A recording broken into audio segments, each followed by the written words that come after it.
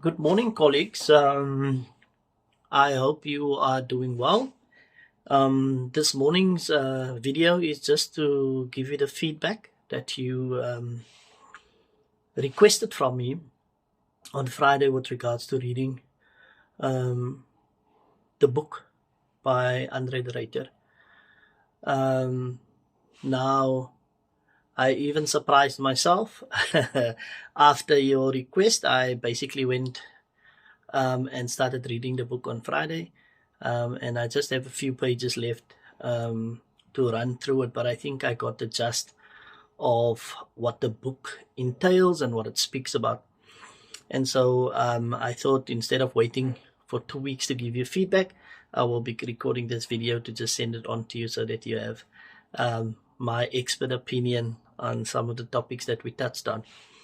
And so I'm not going to take up a lot of time, but I wanted to just point out to you your concerns were valid in terms of what came up in the book and speaking to how the writer is a bit unconsciously, in my opinion, portraying his racist tendencies with regards to how he does certain things and how he speaks and reacts in certain instances within the book. Now, as somebody who works on race as a construct that I research, and specifically looking at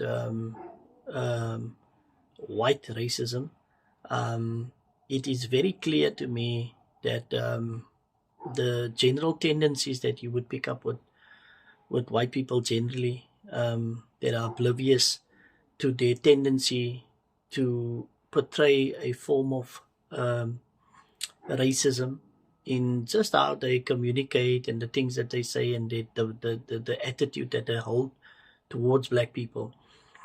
For people like us who work in the space, it's very easy and common to pick it up. But often for the people that is actually doing it, they don't tend to see it as easily. And I think that is what I have picked up. I think the idea or the conversation was around him being significantly overtly racist in this book and how he portrays his stint at ESCOM. For me personally, it's in my experience, it's no more common than the average white guy that you would meet in his position, where they do feel like they hold a superior position over black people just generally.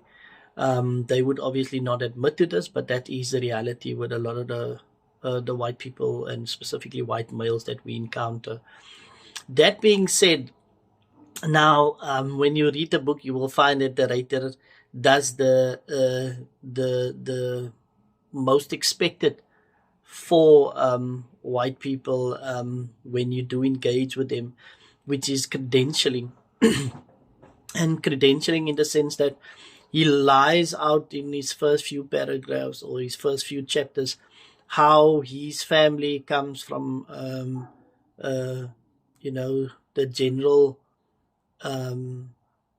hardworking family population. They didn't have much, it's not like they were rich. It's not like they had a lot, but they had enough and they made do with it. His father didn't go to college. His mother was a housewife. She also had to work at some point. So it's all these stories that you commonly hear when you meet white people. Especially when they speak to black people, they try to align their existence to a working class, common type family. But they don't understand that wealth and growing up, having a good upbringing is relative to what you deem to be poverty and a bad upbringing. And so I think that for me also stands out, this common idea of trying to make yourself look less valuable. So that being said, when you look at, for example, the writer he's just doing the general things white people do. They try to scale down, play down who they are, what they have, where they come from. Don't know if they're trying to be more come closer to who we are, and our upbringing that is more often than not less desirable. But either way, it speaks volumes about their whiteness and them trying to play down how being white has benefited them significantly. Now, if we look at the book generally, I think one of the things that stands out significantly loud in the book is his uh, white savior complex that he operates with. I think he came in to ESCOM with this idea that he is going to save this company, save this country, and he's going to show these black people how it is supposed to be done.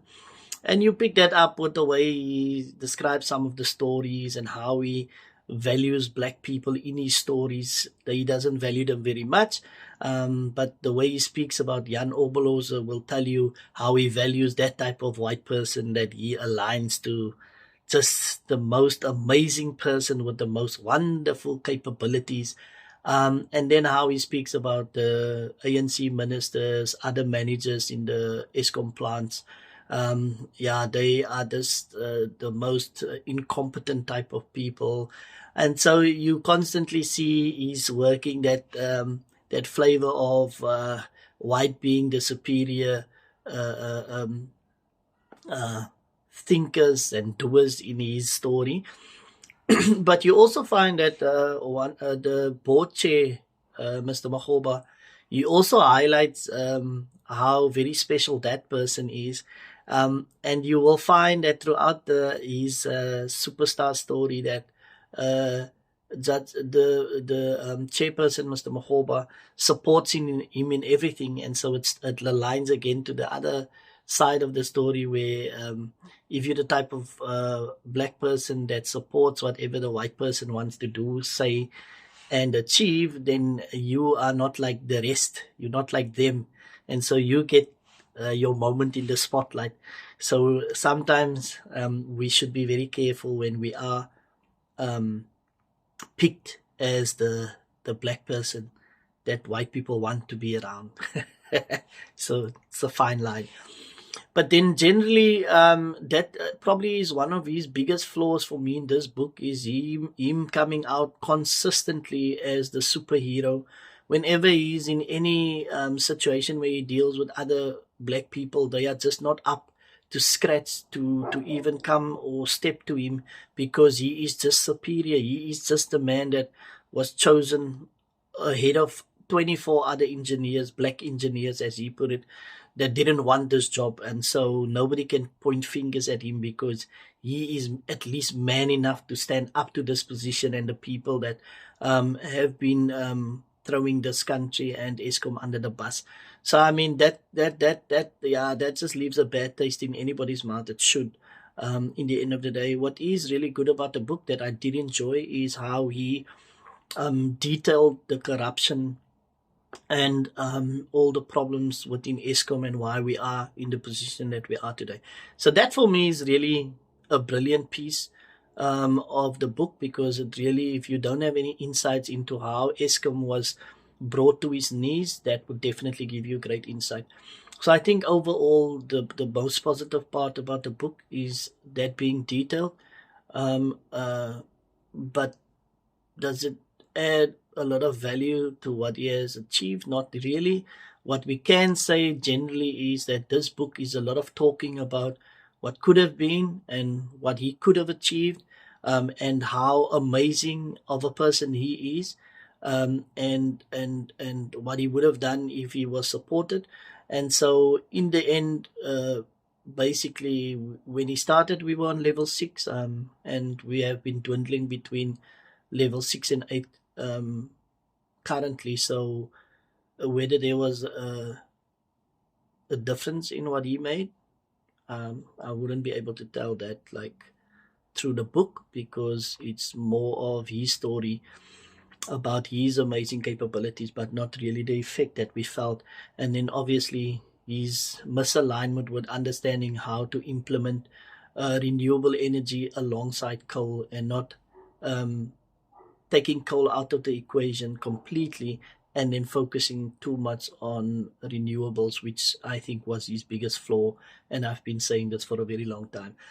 So overall, to conclude, yes, the writer is a typical white Afrikaner that have significant racist tendencies, and they are all on display, in my opinion, in his view, unconsciously, right through the first 7, 8 paragraphs of this book, and it lands him in a space where this is just typically what we deal with. We are constantly and daily having to face multiple issues where we're dealing with white males who just cannot see their black counterparts as their equal. And until we get that chip off their shoulders, then maybe we can work together towards building a more sustainable South Africa in all aspects. And that is my honest feedback about reading the writer's book.